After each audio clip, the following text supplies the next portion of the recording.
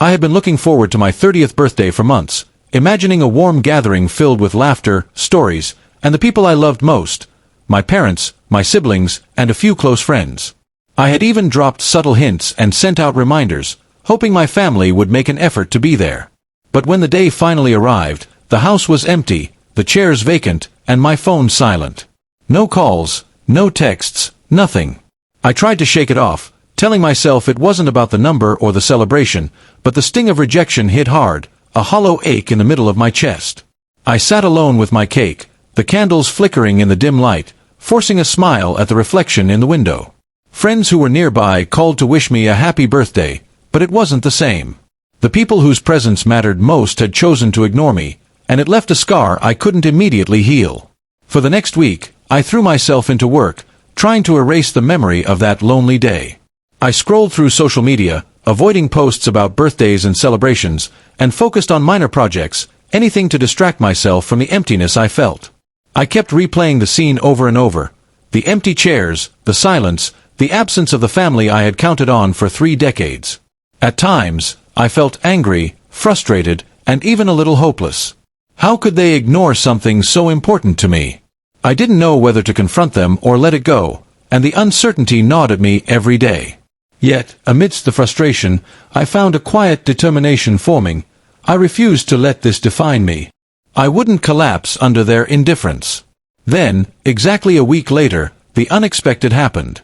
I returned home from work, exhausted and still emotionally raw, only to find the house filled with voices, laughter, and the smell of freshly baked food. I froze in the doorway, my heart racing. My parents, siblings, aunts, uncles, and cousins were all there, surrounding a table laden with decorations, gifts, and a cake far larger than anything I had imagined. Confused, I asked what was going on, and my mother stepped forward, tears in her eyes, explaining, "Alex, we know we messed up last week. We wanted to make it right, and we wanted it to be a surprise that you'd never forget. We thought about it carefully, and this is our way of showing you how much we love you." My father added, his voice cracking slightly, "We had something important to attend to on your actual birthday, and we knew we couldn't do it justice, but we couldn't let it pass unnoticed. You mean too much to us." I was stunned, unable to speak at first. Every detail was personal, thoughtful, and deliberate. My siblings had gone to extraordinary lengths to create something I would never forget. Homemade decorations reflecting inside jokes from childhood, a slideshow of photos capturing decades of memories, and handwritten notes from each family member describing moments when I had inspired or supported them. Even my closest cousins had contributed videos, recounting funny stories, trips, and small moments that had always made me feel like part of something bigger than myself. I realized, with a mixture of relief and disbelief, that they hadn't ignored me out of malice. They had been planning something far more meaningful than a simple party. As the evening unfolded, laughter replaced the tension of the past week, and I slowly understood the full impact of their gesture. The week of hurt had made the eventual celebration more profound than I could have imagined.